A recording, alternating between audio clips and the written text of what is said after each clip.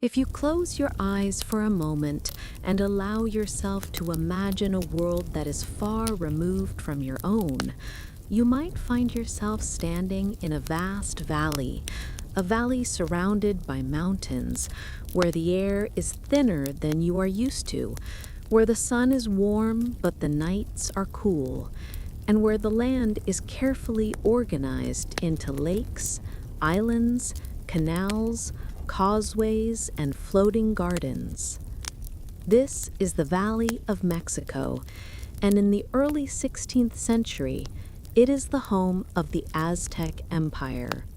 The empire itself, known to its people as the Triple Alliance, is a collection of cities and territories bound together under a complex system of tribute, religion, and politics.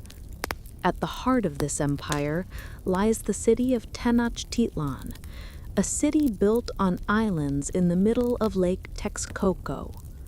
It is here, in this great city, that you would begin your day if you were to live, even for a short while, as one of the people of this world.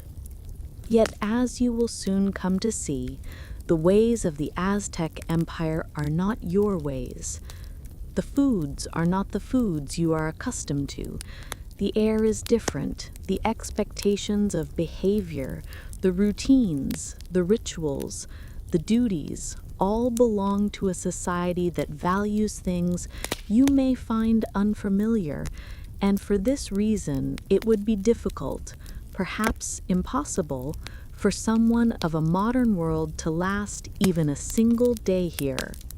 But let us not rush. Instead, let us walk slowly into this world, gently, step by step, detail by detail. For the purpose of our imagination, it is early morning in Tenochtitlan. The sun rises over the eastern mountains, its light spreading softly across the surface of the lake. The water reflects the colors of dawn, pale pink and muted gold. The air is cool and slightly damp, carrying with it the smell of water, earth, and smoke from the fires that are already burning in the households of the city. The people of the city are beginning to stir. The streets, or rather the narrow causeways and walkways, echo with quiet footsteps as men and women step out to begin their daily tasks. You would notice that life here starts early, long before the heat of the day arrives. A woman tends a fire in her clay hearth, grinding maize on a stone slab called a metate, slowly and steadily pressing the kernels into dough, which will later become tortillas. The rhythmic scraping sound of the grinding stone is a sound that carries through the neighborhoods, blending with the faint voices of people greeting the morning. Children are awake as well. Some are sent to fetch water in clay jars, balancing them carefully as they walk to and from the canals. Others assist their parents, or prepare to leave for the Kalmekek or the Telpachkali, the schools where they will spend much of their day.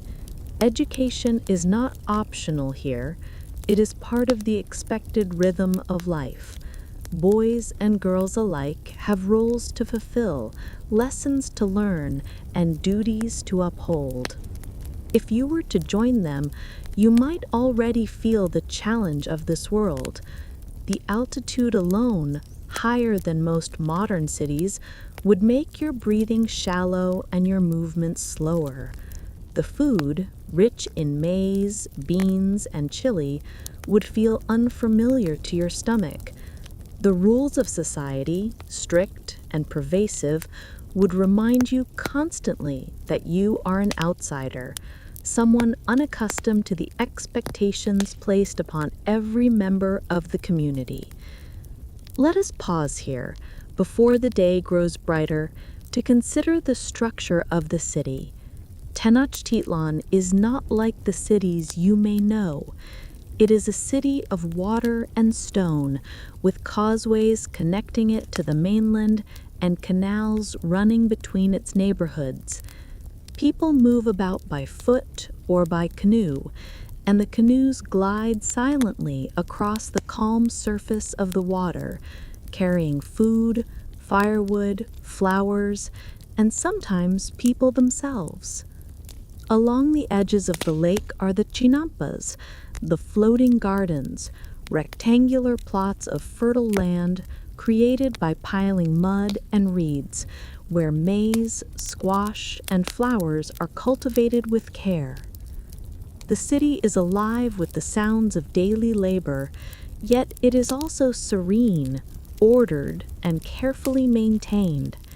The heart of the city is the great ceremonial precinct, where temples rise above the surrounding buildings. Here stands the Templo Mayor, the great temple, with its twin staircases leading up to shrines dedicated to Huitzilopochtli and Tlaloc. From this center, religious life radiates outward, shaping the lives of every person. Rituals are constant, offerings are made, prayers are spoken, incense is burned, and the gods are never far from the thoughts of the people. But your day would not begin here, at the temple, unless you were a priest or someone called to assist in a ritual. Your day would begin at home, in a small household made of adobe and stone, with a thatched or tiled roof, a central hearth, and perhaps a courtyard. The home is simple, but it is functional, and it contains what is needed for daily life: sleeping mats, clay vessels, tools, and a shrine for household gods. The morning meal is modest: tortillas, freshly made, perhaps with beans, perhaps with a chili sauce, and a drink of atole, a warm, thick beverage made from maize. It is filling, and it provides the energy needed for the day. Yet to you, accustomed to other foods, it might feel plain or perhaps heavy, and it would take time to adjust. After the meal, the tasks of the day unfold. Men may leave for the fields, for the Chinampas, for construction, or for trade. Women continue their work in the home, grinding maize, weaving cloth on a backstrap loom, tending children, and managing the small details that keep the household steady. Children attend their schools, where they learn not only practical skills, but also the values and traditions of their people. And here you would find another difficulty, for the discipline of Aztec education is strict. Children are expected to obey, to rise early, to endure hardship without complaint, to memorize lessons, to work with precision, and to show respect to their elders. Laughter and play exist, but they are balanced with a sense of duty and responsibility that might feel overwhelming to someone used to more casual rhythms of life. As the sun climbs higher, the city grows busier. Marketplaces open, and they are vast, bustling spaces filled with color, sound, and movement. The largest market at Tlatelolco attracts thousands of people who come to buy and sell everything from food to tools, clothing, pottery, and even luxury items like jade and feathers. Here, cacao beans serve as currency, and bartering is common. The market is carefully regulated, with officials ensuring fairness and order. To wander here is to be surrounded by the essence of the Aztec economy, yet it is also to be immersed in a system that requires knowledge and skill. Without familiarity, you would quickly find yourself lost or even cheated. By midday, the heat of the sun reflects off the stones of the city, and people rest briefly before returning to their duties. The rhythm of life is steady, and it is guided by tradition, by expectation, by necessity. To live here is not to pursue personal ease or comfort, but to contribute to the whole, to fulfill obligations, and to accept the hardships that come with the environment and the culture. As the afternoon stretches on, work continues, meals are prepared, children return from their lessons, and families reunite in their homes. The city, always alive, moves with a pace that is both calm and relentless. There is little room for idleness, little room for someone unaccustomed to the demands of this society. And yet, as the day moves slowly toward evening, there is also beauty here. The canals glow with the light of the setting sun. The sounds of flutes and drums echo softly from distant ceremonies. The scent of copal incense drifts through the air. People sit together, eat together, speak together, and the sense of community is strong. But you, as an outsider, might already feel the weight of fatigue. The altitude, the food, the strictness, the expectations, the constant activity, all of it would make even a single day a challenge. To live here fully would require years of adaptation, years of learning, years of acceptance of a way of life so different from your own. And as the evening deepens, fires are lit, meals are shared, prayers are offered, and people settle onto their mats to sleep. The city grows quieter, though it never fully rests. You too would lie down, listening to the distant sounds of water, of voices fading into the night, and perhaps you would think to yourself that you have survived this day, though not without difficulty. But this is only the beginning, for the routines of life in the Aztec Empire are many, and they extend beyond the city, into the countryside, into the temples, into the very structure of time itself. And so, when the sun rises again, another day begins, filled with details, with rituals, with expectations that never cease. We will continue, slowly, gently, into the next part of this journey, where we will look more closely at the patterns of education, the duties of men and women, the structure of markets, and the endless cycle of ritual that shapes every moment of life in the empire. The night has passed, and morning comes again over the Valley of Mexico. The sky is pale at first, the air cool and still, and then slowly the mountains are outlined in light, and the surface of the lake begins to shimmer with soft colors. The city of Tenochtitlan wakes once more, as it has done every day, with a rhythm that is steady and unchanging, a rhythm that is guided by the cycles of nature, the cycles of ritual, and the cycles of duty. The city's people are already at work before the sun is high. Fires are lit, maize is ground, tortillas are shaped, and children are stirred from their sleeping mats. The faint sound of grinding stones echoes again through the neighborhoods, steady and repetitive, like a quiet heartbeat of the city itself. It is in this slow and constant labor that the day finds its beginning, and without it, no household could continue.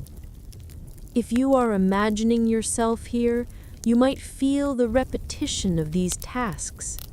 Each morning begins in much the same way, with the same smells of smoke and maize, the same cool air filled with the faint cries of birds, the same steps taken toward the canals to fetch water. For the people who live here, this repetition is not tiring, it is expected. Life is built on patterns that repeat day after day, year after year, and through these patterns, order is maintained. Yet to you, unaccustomed to such constancy, the sameness might seem heavy, and the tasks so small and so frequent might begin to feel endless. Let us walk slowly into the details of this second day, not with haste, but with care, noticing the way in which every person has a place and every place has a role. We can begin with the children, for they are the foundation of what will come. In the Aztec Empire, children are considered precious, gifts from the gods, but they are also bound by responsibility from an early age. A boy does not simply play as long as he wishes, nor does a girl simply wander without direction. By the age of 3 or 4, tasks are already assigned. A boy might help carry firewood in small bundles, or scare birds away from the Chinampas, or practice carrying a jug of water without spilling. A girl might begin to learn how to grind maize, or how to spin cotton, or how to weave simple patterns with thread. These are not punishments, but parts of life, and they are taken seriously. When children are older, schooling begins. The Aztec world values education highly, more so than many societies of the time. Every child, regardless of whether they are noble or common, is sent to school. The type of school depends on the child's family and future role, but education is universal, and it is strict. There are 2 main types of schools: the Kalmakak, reserved mostly for the sons and daughters of nobles, and the Tlatelolco, which serves the children of common families. The Kalmakak is a place of serious instruction. Here, children learn to read the codices, the painted books that contain the wisdom of the past.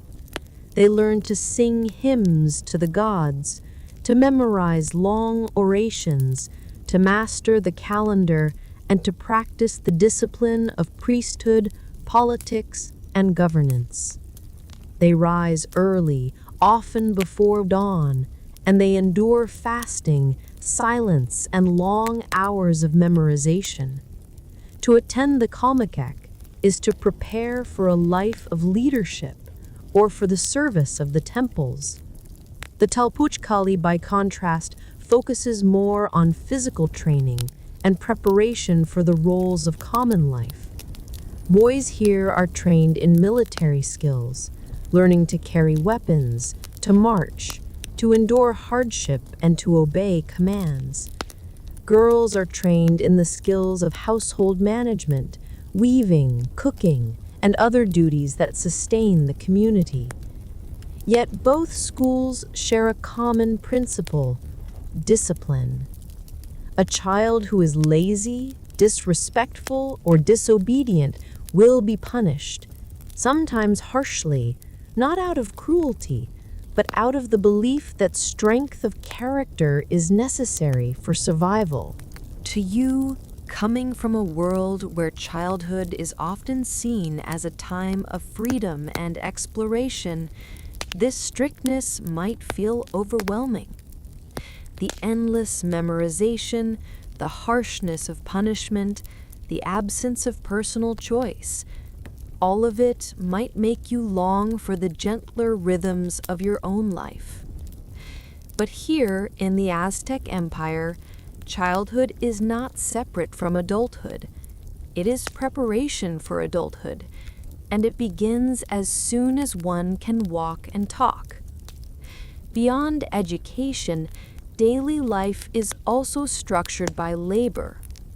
Men's duties are heavy and constant. Many are farmers, working the Chinampas with care, guiding their canoes through the narrow canals, tending to the maize, beans, squash, and flowers that sustain the city. Others are craftsmen, skilled in shaping obsidian into blades, or feathers into headrests, or clay into pottery. Still others serve as merchants, traveling long distances to bring goods into the city.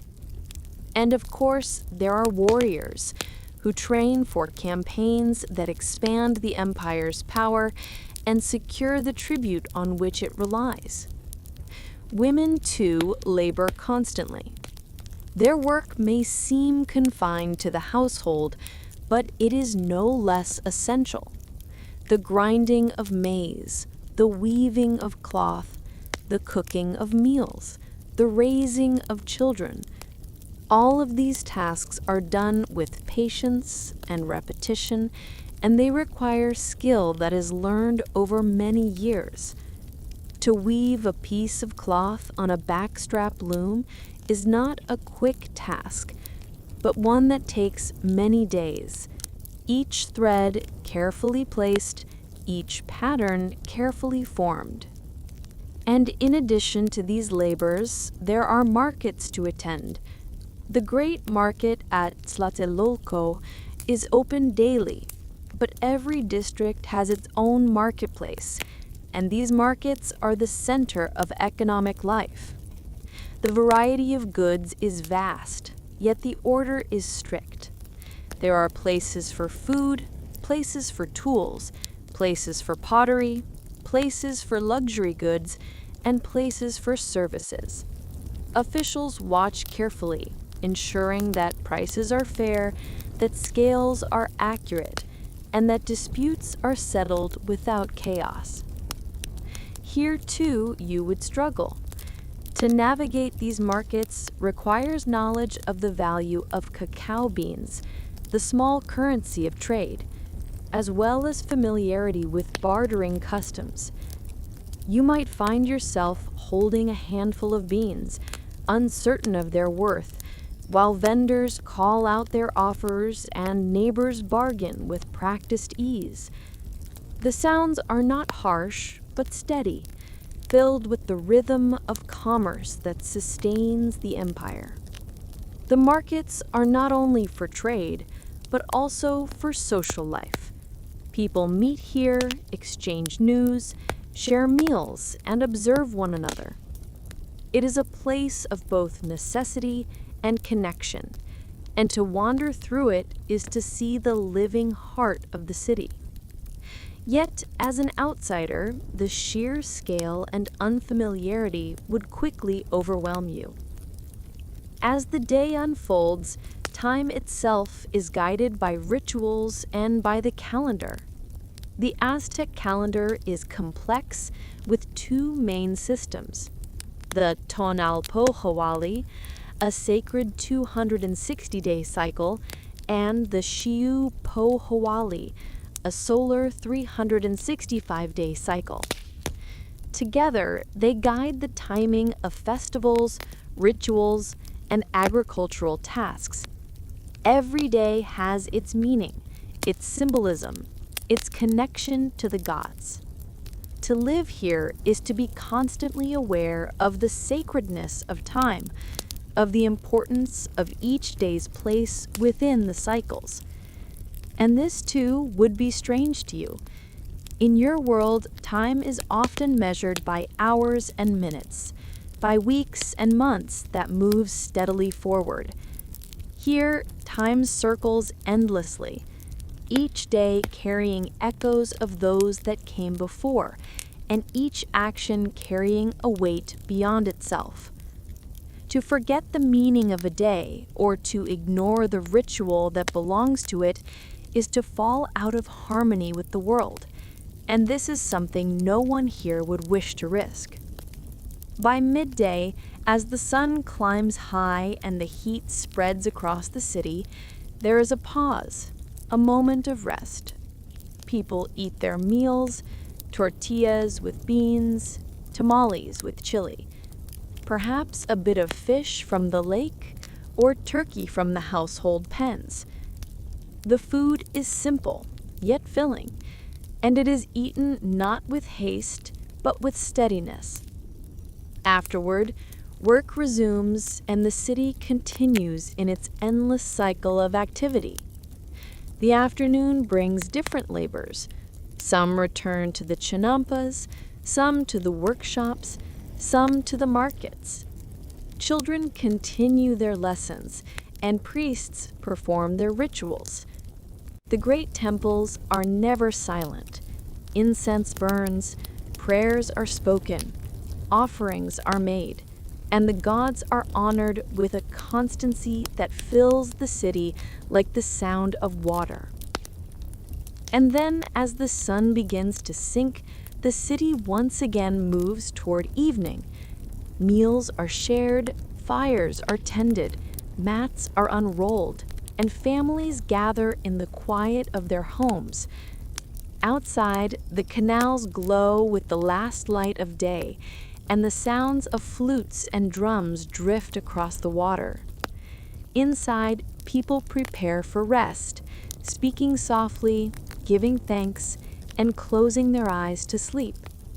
You too would lie down, but with the knowledge that this world does not bend to your comfort.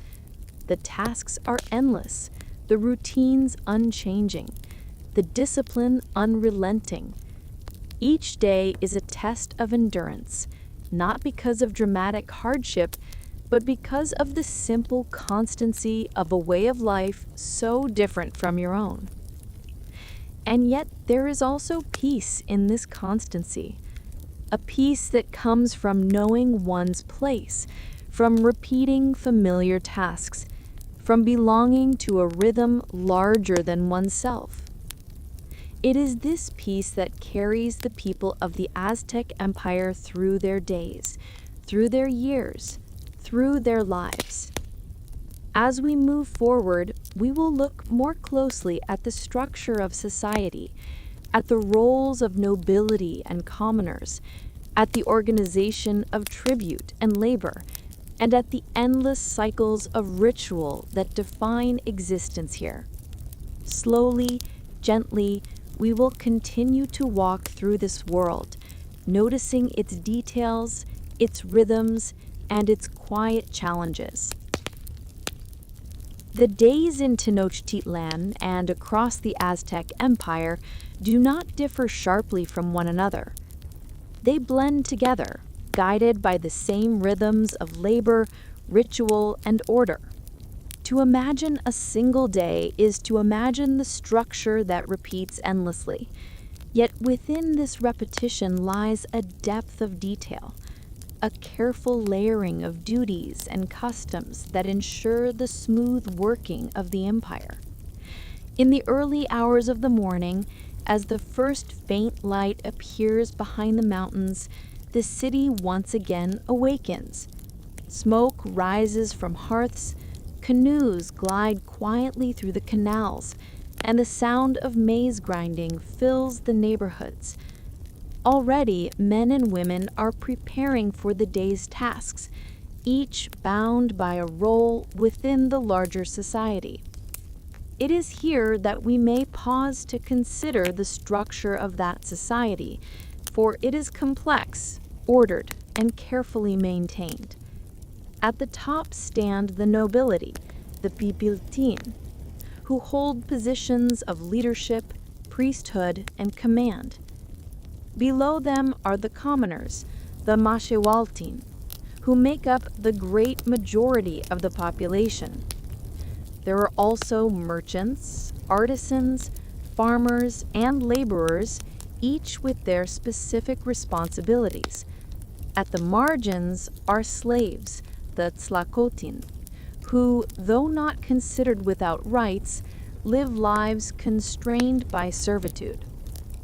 The nobility are educated in the Kalmikak, trained to lead, to interpret the codices, to understand the rituals, and to guide the city.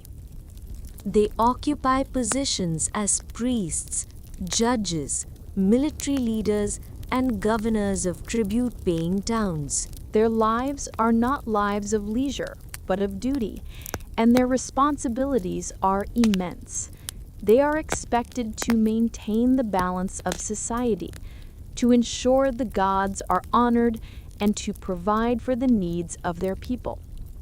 The commoners, far more numerous, live lives centered on labor.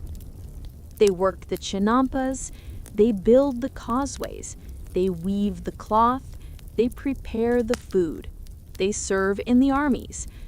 Their households are simple, their lives repetitive, but their work is essential, for without them, the city would not stand, the empire would not function, and the markets would not thrive. Merchants, the Pochteca, form a distinct group, respected and somewhat separate. They travel far beyond the valley, bringing back goods of luxury and necessity, cacao from the south, cotton from warmer lands, salt from distant coasts, feathers, obsidian, jade, and countless other items. They also serve as informants, gathering knowledge from other lands, and sometimes as ambassadors or spies. Their work requires skill, bravery, and endurance, for the journeys are long and often dangerous. Slavery in the Aztec world is not quite as you might imagine it. A slave is not born into slavery, and slavery is not permanent. One may become a slave by debt, by punishment, or by sale, but a slave may also earn freedom. Slaves have the right to marry, to own property, to buy their own release, and their children are not born as slaves. Still, their lives are harder and their labor heavy, and to live as one would be to live with limited choice. For you, entering into this world, the structure itself would be a challenge. In your own society, you may be accustomed to a greater sense of personal freedom, to the idea of movement between roles, to the notion that one may pursue a path of individual desire. Here, roles are fixed, defined from birth, and though there are exceptions, the general flow of life is one of continuity. To be born a commoner is to remain a commoner. To be born noble is to remain noble, with all the duties that brings. This order is not questioned, for it is the framework of the empire. And to imagine otherwise would be to imagine disorder. Beyond the structure of classes lies the structure of tribute. The Aztec Empire does not sustain itself solely by the labor of Tenochtitlan. It draws resources from a wide network of conquered territories, each required to provide tribute. This tribute takes many forms: maize, beans, cotton, cacao, feathers, salt, fish, firewood, clothing, and countless other goods. Tribute is collected on a regular basis, stored and distributed as needed. To oversee this tribute requires organization. Records are kept, officials are appointed, inspections are made. The codices, painted in careful detail, show what each province must provide, and the officials ensure that nothing is lacking. The tribute system is vast, complex, and essential, and without it, the great city at the heart of the empire could not thrive. And this too would present a difficulty for you. The abundance you see in the markets, the great variety of foods and goods, is not simply the result of local labor. It is the product of a vast system of tribute, taken from people across a wide landscape, often against their will. To accept this as normal requires an understanding of empire that is foreign to modern sensibilities. Yet here, it is the order of the world, and no one questions its necessity. The nobility, sustained by tribute, are expected to maintain temples, to fund rituals, to lead armies, to provide feasts, and to ensure justice. Their wealth is not solely for personal use, but for the sustaining of the larger community. Yet still, the disparity is visible. The clothing of the nobility is of cotton, dyed and decorated, while the clothing of the commoners is of rougher fiber, plain and undecorated. The homes of the nobles are larger, built of stone with multiple rooms and courtyards, while the homes of commoners are simpler, with fewer possessions. And so the day unfolds, each person moving within a structure that has been set for them. A noble child wakes early to study in the Kalmakok, memorizing hymns and learning the complex calendars. A commoner's child carries water or wood, or attends the Tlatelolco to learn obedience, endurance, and practical skills. A merchant prepares his canoe for a journey, filled with goods to trade, ready to travel far beyond the valley. A slave rises to perform the tasks assigned, hoping perhaps one day to earn freedom. For you moving through this society, the sense of hierarchy might weigh heavily. You might long for freedom, for choice, for the chance to shape your own path. But here, choice is limited, and freedom is not understood in the same way. Life is bound to the needs of the community, to the roles assigned, to the duties expected. As midday approaches once again, meals are taken, simple and steady. Tortillas, beans, chili, tamales, perhaps some fish or turkey, perhaps fruit or honey. The food is nourishing, though not varied in the way you might expect. Day after day, maize is the foundation, the central grain around which all else is built. In the afternoon, work continues. Nobles oversee their lands, merchants prepare their journeys, commoners labor in the fields or workshops, women spin and weave, children recite lessons, priests burn incense and chant prayers.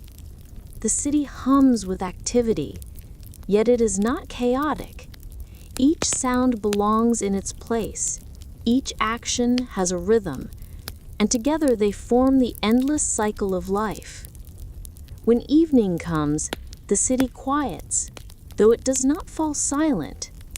Fires are lit, families gather, food is shared, and prayers are spoken.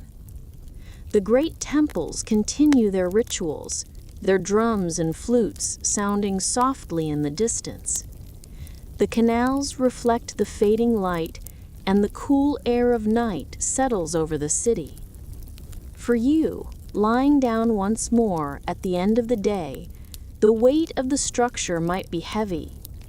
You have moved through a world that is orderly, unchanging, repetitive, and bound to duty. You have felt the absence of freedom, the presence of hierarchy, the constancy of labor, the repetition of tasks. And though the people of this world accept it as natural, to you it might feel confining, difficult, even unbearable. And yet this is the way of the Aztec Empire. It is a way that values order over freedom, duty over desire, community over individuality. It is a way that sustains a great city in the middle of a lake, a city that is vibrant, complex, and powerful. As we move into the next part, we will look more closely at the rhythms of religion, at the rituals that shape every day, at the ceremonies that give meaning to time, and at the endless connection between the people and their gods. For without this, the empire cannot be understood, for religion is not a part of life here. It is life itself. The days in Tenochtitlan are not merely days of labor and routine. They are also days of ritual. For the people of the Aztec Empire, life is not divided neatly into sacred and ordinary, for the sacred flows through everything, shaping even the most ordinary tasks. To eat, to plant, to weave, to trade, these are not only actions of necessity, but also actions connected to the gods, actions tied to cycles that are larger than any single life. As the sun rises once more over the valley, the city awakens again to the sound of grinding maize and the movement of canoes, but also to the presence of prayer. Small offerings are made in homes, a pinch of food left for the household gods, a wisp of incense burnt to honor the unseen powers. These small rituals are as constant as the meals themselves, repeated daily, forming a pattern that reassures the people that balance is maintained. Religion in the Aztec Empire is vast, detailed, and deeply embedded in every corner of existence. It is not only the great temples that matter, though they rise high above the city. It is also the small shrines in courtyards, the painted symbols on household walls, the songs sung by children, and the careful observance of days within the sacred calendar. To live here is to live within a web of meaning that is never absent, never silent, never optional.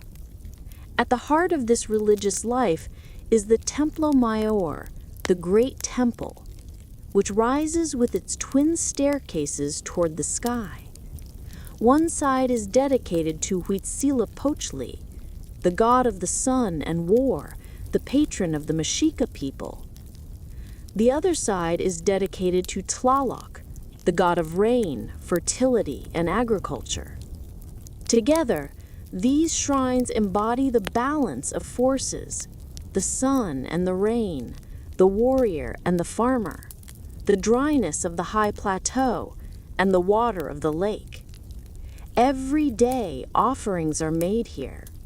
Priests dressed in cotton robes ascend the staircases, carrying copal incense, flowers, and food. They chant prayers, burn offerings, and speak words meant to honor the gods. Drums beat slowly, their sound carrying across the city, blending with the cries of birds and the sound of water against the causeways. These rituals are not rare events, they are constant, forming the steady rhythm of sacred life.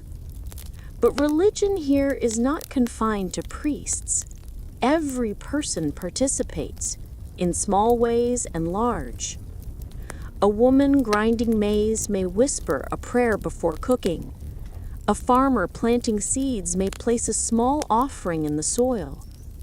A child attending school may memorize hymns that praise the gods. A warrior departing for campaign may dedicate his weapons in prayer. All of life is infused with the presence of the divine. For you, accustomed to a world where religion may be optional, private, or occasional, this constant presence might feel overwhelming. There is no separation, no distance from ritual, no moment in which the gods are absent. Even the calendar itself is sacred, each day carrying a meaning, a connection to deities, a role in the endless cycles of time. The sacred calendar, the Tonalpohualli, is a cycle of 260 days, divided into periods of 20 signs, each combined with numbers from 1 to 13. Every day is unique. Every day carries a particular destiny. Every day is part of the ongoing movement of time. Priests trained for years to interpret this calendar, to determine which days were auspicious for planting, for marriage, for trade, for war, for ritual. The other calendar, the Xiuhpohualli, is a solar year of 365 days, divided into 18 months of 20 days each, plus 5 extra days considered dangerous and unlucky. Together, these calendars interlock, creating a cycle that repeats only after 52 years. This cycle is not merely a way of counting days, it is the framework of life itself. To ignore it would be unthinkable. To live here is to know the day's meaning, to accept its influence, to perform the rituals it requires. To you, this might feel like a burden, an endless weight of observance, a structure that leaves little space for personal choice. But for the people of the Aztec Empire, it is order, balance, necessity. The rituals themselves vary in scale. Some are small and private, a family placing food before a shrine, a farmer whispering to the soil.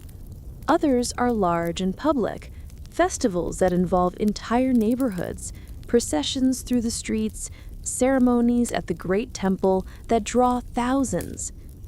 At these larger rituals, priests play central roles, chanting, singing, offering incense, and leading the people in prayer. Musicians play drums and flutes, dancers move in circles, and the city vibrates with sound and movement. There are many gods, each with their own domains, their own stories, their own rituals. There is Quetzalcoatl, the feathered serpent, associated with wisdom, knowledge, and wind. There is Tezcatlipoca, the smoking mirror, connected with night, destiny, and power. There is Xipetotec, the flayed lord, associated with renewal and agriculture. There is Coatlicue, the earth mother, both nurturing and terrifying. There are gods of maize, gods of pulque, gods of salt, gods of rain, gods of fire, of every force that touches human life. To honor these gods requires offerings, flowers, food, incense, and sometimes more difficult sacrifices. The most striking rituals of the Aztec religion are those involving human sacrifice, for these are the offerings believed necessary to sustain the gods themselves. The sun must be fed with blood, the rain with hearts, the cycles of life with life itself. To you, this may seem unbearable, and indeed it would be one of the reasons you could not last a day here. For the Aztecs, however, this was not cruelty, but necessity. Without sacrifice, the sun would falter, the rains would fail, the world would end. To witness such rituals would be unsettling for you, but for the people of this empire, they were solemn acts of devotion, deeply meaningful, deeply necessary. Yet not every ritual involves such intensity. Many are gentle, filled with flowers, music, and dance. Festivals mark the planting of maize, the arrival of rains, the turning of seasons. During these festivals, the city is alive with color, with garlands of marigolds, with processions of children carrying images of gods, with the soft sound of flutes drifting over the water. These are times of community, of shared joy, of connection to the cycles that sustain life. In the markets, too, religion is present. Merchants may dedicate part of their earnings to a god. Craftsmen may place small offerings by their tools. Buyers may pause to pray before making a purchase. The gods are everywhere, not as distant beings, but as constant companions, shaping every decision. At night, when the city quiets, the temples do not sleep. Priests continue their rituals, watching the stars, measuring the movement of the heavens, offering prayers to ensure that time itself continues. The sound of drums may echo softly across the water, reminding all that the gods are never absent, even in darkness. To you, lying down in this world, the constant presence of religion might weigh heavily. There is no moment without ritual, no space without sacred meaning. Every action is part of a larger web, every breath a contribution to balance.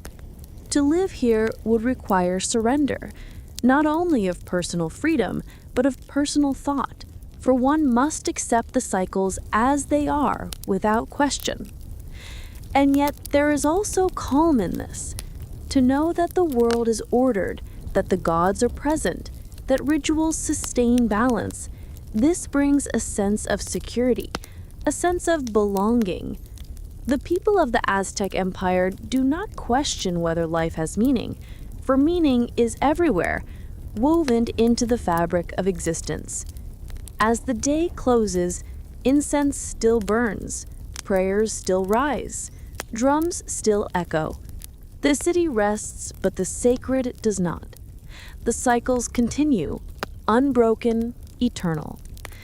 You, an outsider, might find this constant weight too much to bear, yet the people here find in it a rhythm that sustains them, a peace that allows them to endure. In the next part, we will move more closely into the daily labor itself, into the tools, the crafts, the foods, the quiet and repetitive details that fill the hours and that make up the bulk of life in the empire. For it is in these ordinary tasks, as much as in the great rituals, that the true rhythm of the Aztec world may be felt. The rhythm of life in the Aztec Empire is not measured only by ritual and calendar, but also by the endless repetition of ordinary tasks. These tasks may seem simple, almost invisible, but they shape every moment of the day, filling the hours with movement, sound, and small acts of labor. They are the quiet pulse of existence, unnoticed by outsiders, yet unavoidable for those who live within this world. From the earliest light of dawn, the sound of grinding maize fills the air.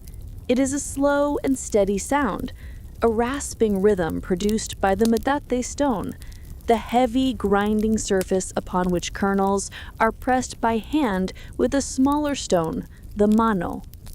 This work is performed mostly by women, every day without pause, for maize is the foundation of sustenance, and without this grinding there would be no food.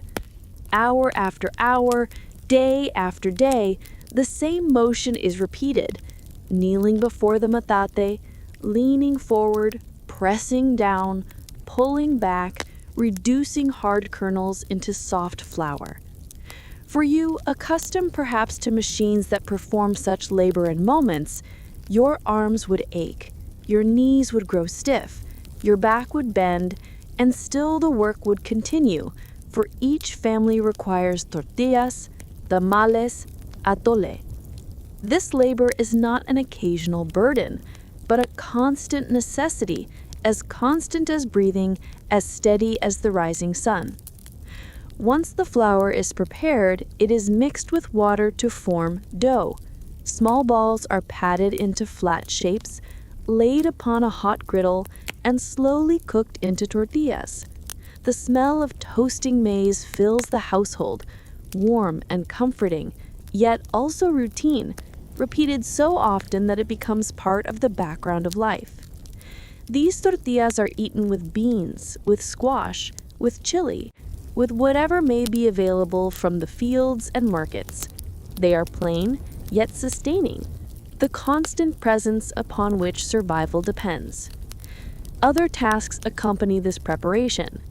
Beans must be soaked and boiled, chilies ground into pastes, herbs gathered from small gardens. Squash seeds may be roasted, insects collected, fruits sliced. Each food requires its own care, its own time, its own small gestures that together form the day's meals. There is little variety by modern standards, yet the rhythm of these foods provides comfort, a reassurance that life continues in cycles. Beyond the home, there are other tasks to perform. Water must be fetched from canals or aqueducts, carried in clay jars upon the back. Firewood must be gathered, for cooking fires require constant fuel. Clothing must be washed, carried to the water's edge, beaten against stones, scrubbed until clean. These tasks consume hours, stretching the day into long flows of labor, each task following another, none optional, none ignorable. In the fields, men tend to the milpas, the plots where maize, beans, and squash grow together in mutual support. The maize rises tall, providing a stalk upon which beans can climb. The beans enrich the soil with nutrients. The squash spreads across the ground, covering the earth and holding moisture. Together, they form a system that sustains families, a delicate balance of plants that has been learned over generations. Tending these fields requires steady labor. Planting, weeding, harvesting, carrying loads of produce back to the city. The sun beats down, the soil is dry, the work is slow, but it must be done, for without it, there is no life. Other families may work in crafts instead of farming. Weavers prepare cotton or maguey fibers, spinning them into thread, stretching them upon looms, weaving them into cloth. The sound of the loom is steady, repetitive, a clack and pull, a soft rhythm that fills workshops and homes. Cloth is made for clothing, for tribute, for trade, for ritual, each piece requiring hours, days, sometimes weeks of work. The patience required is immense, the repetition constant, the movement always the same. Potters shape clay into vessels, bowls, jars, plates. The clay is gathered, kneaded, shaped by hand or upon simple wheels. Designs are painted, slips applied, surfaces smoothed. Then the vessels are fired in kilns, smoke rising into the air. Each step must be done carefully, slowly, with attention to detail. A cracked pot means wasted labor, and so every movement must be deliberate, calm, precise. Stone carvers shape tools, idols, ornaments. The work is slow, requiring endless tapping, grinding, polishing. Feathers are prepared for adornments. Obsidian blades are sharpened. Shells are cut and drilled. Each craft requires skill, but also time. Time measured not in minutes, but in days and weeks of steady labor. For you, to step into this world would be to step into a flow of work that never ends, a flow without shortcuts, without machines, without rest. Each task is manual, each task requires the body, each task demands repetition. You might grow impatient, restless, longing for speed, but here there is no speed. There is only rhythm, slow and steady, unchanging from one generation to the next. Even children are part of this rhythm. From a young age, boys are sent to schools, either to the Kalmekik if they are of noble birth, or to the Telpochkali if they are of common birth. In these schools, they learn discipline, labor, songs, rituals, history. They carry wood, fetch water, sweep courtyards, memorize hymns, practice skills. Girls remain at home, learning from their mothers the arts of grinding maize, weaving, cooking, caring for children. Childhood here is not a time of leisure, but a preparation for life's unending work. The markets of Tenochtitlan are another site of daily rhythm. Each day, thousands gather in the great market of Tlatelolco, bringing goods from across the empire. There are stalls of maize, beans, chilies, fruits, fish, salt, honey, cacao. There are craftsmen selling cloth, pottery, tools, ornaments, sandals. There are traders with obsidian, turquoise, quetzal feathers, jaguar skins. There are even specialized sellers of firewood, reeds, insects, and medicines. The market is orderly, regulated by officials who oversee transactions and settle disputes. Goods are not bought with coins, but with cacao beans, with cotton cloth, with small items of value. The hum of voices fills the air. The smell of food drifts from cooking stalls. The bright colors of feathers and dyes catch the eye. Yet beneath this lively surface is the same pattern of labor.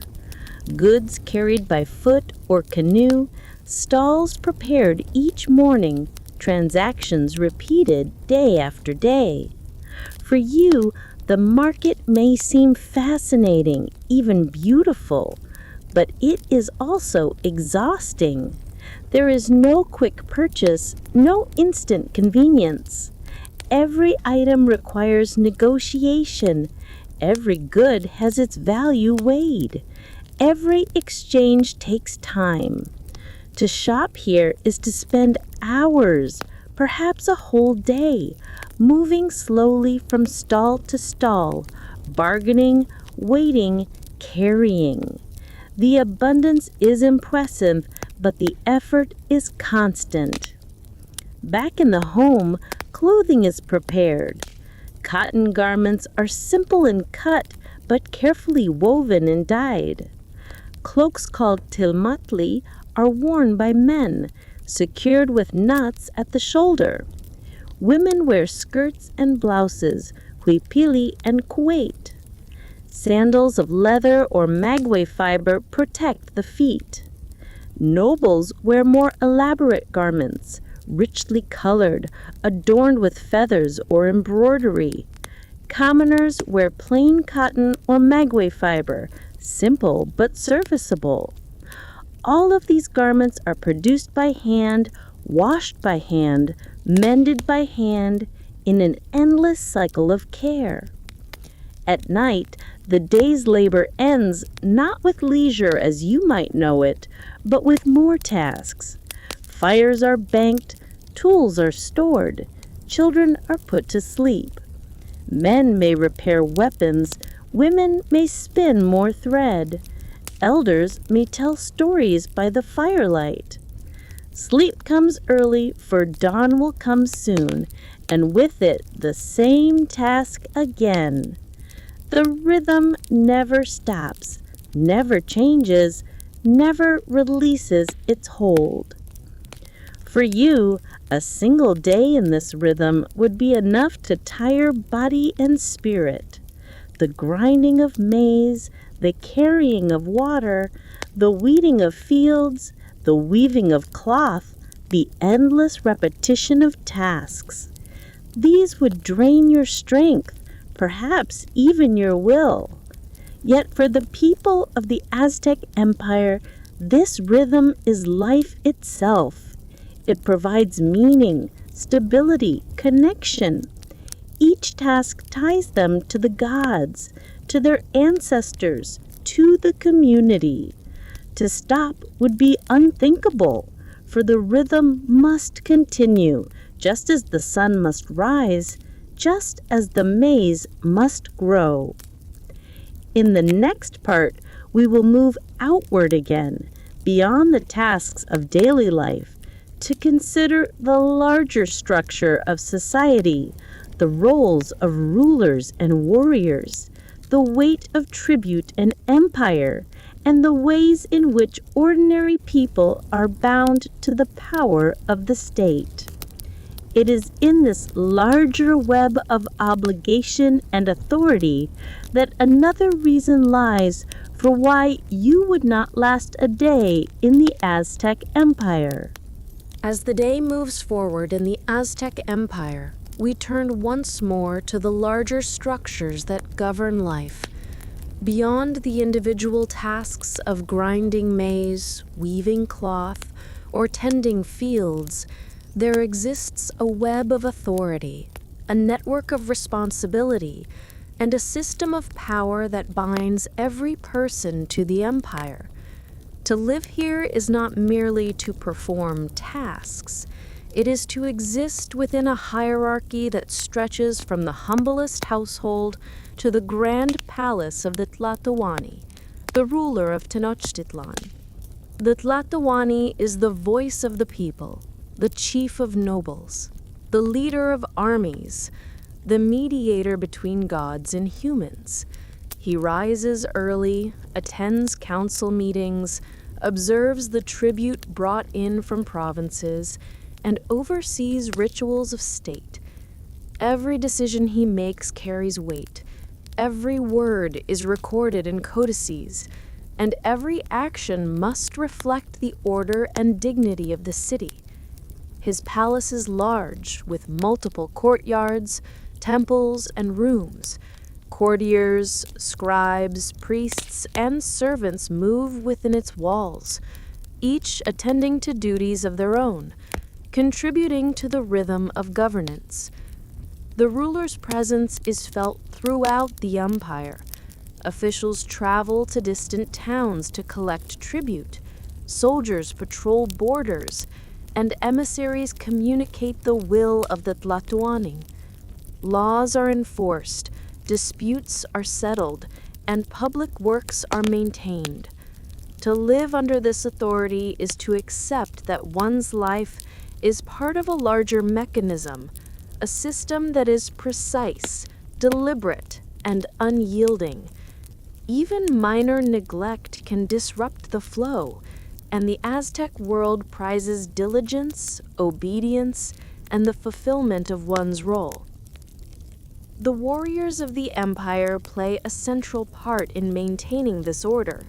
From a young age, boys are trained to carry weapons, to endure hardship, to march in formation, and to obey commands without hesitation. They practice with wooden swords, with shields, and with spears, developing endurance and strength. When they join campaigns, they fight not only for land, but for tribute, for honor, and for the gods. To fail is to dishonor oneself, one's family, and the empire. Discipline is constant, and the demands are high. Even commoners may be called upon to provide labor or soldiers. Tribute is not only a matter of goods, it can also be people. Provinces send materials, food, and manpower to sustain the city, and each household understands its obligations. There is no escape from these expectations.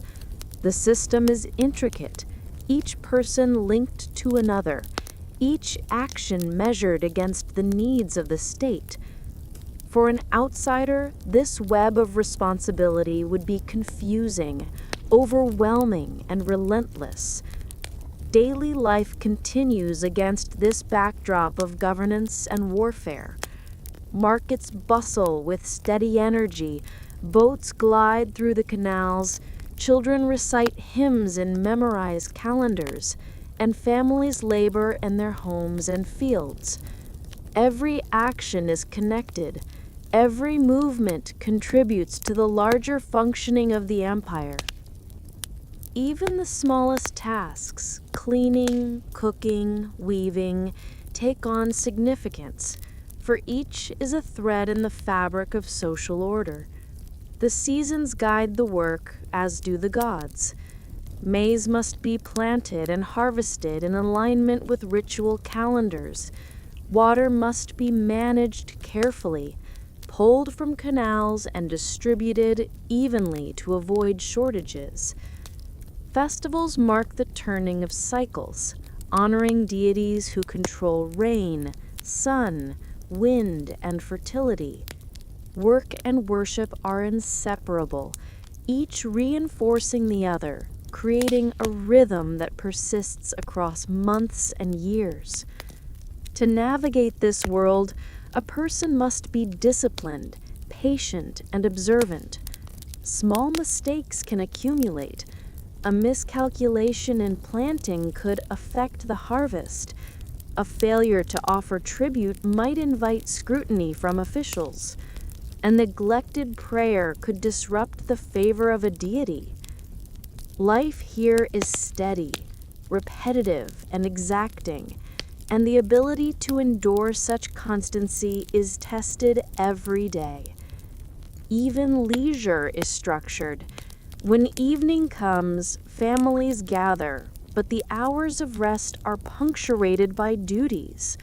Children may be taught songs or prayers. Adults may prepare for the next day's work, and priests may maintain offerings. Sleep is necessary, yet it only comes after tasks are complete, only after duties are fulfilled. To remain idle without purpose is not permitted, for each moment is part of the larger cycle of life. The city itself is a testament to endurance and structure. Causeways stretch across the lakes, connecting neighborhoods. Canals carry goods and people. Temples rise above plazas, marking sacred space. Every building, every street, every canal has a purpose. Even the smallest detail is maintained through repeated labor, cleaning, repairing, reinforcing, adjusting. The city functions like a living organism, its heartbeat measured in the footsteps, the voices, and the hands of its inhabitants. For you, experiencing this for a single day would be exhausting. The physical labor, the mental attention required to follow rules, the awareness of obligations, and the constant rhythm of work and ritual all would weigh heavily. Your muscles would ache from carrying, kneeling, grinding.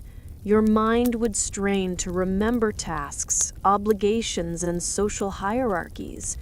Your spirit might rebel at the unbroken order, at the absence of personal choice, and at the repetition that leaves no room for whim or leisure. Yet for the people of the Aztec Empire, there is a profound sense of place within this order. Each individual contributes to the whole. Each action, no matter how small, has meaning. To rise, to labor, to pray, to prepare, to obey. These are not burdens, but affirmations of life, confirmations that the world continues in balance. The strength of the empire comes not only from rulers or warriors, but from the steady, unending work of ordinary people, from the careful adherence to roles, from the unbroken cycles of time, ritual, and labor. As night falls, the city quiets. Fires are banked, the last offerings are placed, the canals reflect the fading light, and the sounds of water and distant drums carry through the cool air. People lie upon mats, heads resting on simple pillows, bodies heavy from the day. Sleep comes slowly, yet inevitably, and in the darkness, the cycles of labor and ritual continue, for the world does not pause, and the sun will rise again. To live a day here is to surrender to a rhythm far larger than oneself. It is to accept constant labor, strict hierarchy, unending ritual, and the weight of communal responsibility. You would be tested in body, mind, and spirit. The repetition would be unrelenting, the obligations inescapable, the pace slow but steady, leaving no room for impatience, no room for indulgence, no room for distraction. And so, having walked through the city, the homes, the fields, the temples, the markets, and the lives of its people, it becomes clear why you would not last a day in the Aztec Empire. It is not violence or hunger or fear that would overwhelm you, though these exist. It is the constancy, the discipline, the endless rhythm of tasks, rituals, and obligations that would prove impossible to endure. Every moment is filled. Every day follows the same pattern. Every life contributes to the larger whole. The world here does not pause, and it does not wait. Yet within this unyielding structure, there is also order, continuity, and quiet beauty. The people of the Aztec Empire live lives of rhythm and balance, connected to their environment, their gods, and each other.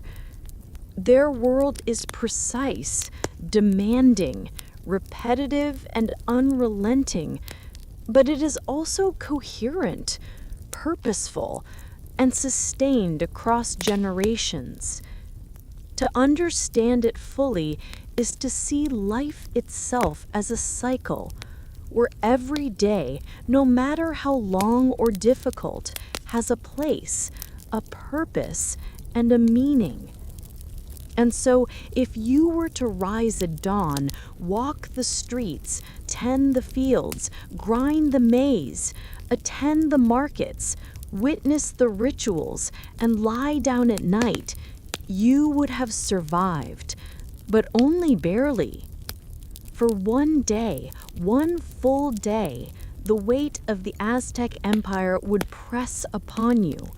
The rhythm, the labor, the structure, the cycles, these would test endurance as no single hardship could.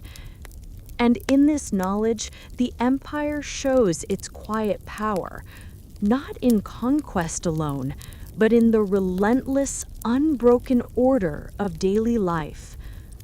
The sun will rise again, the maize will grow, the markets will bustle, the temples will burn incense, the children will learn, the fires will be stoked, and the cycle will continue.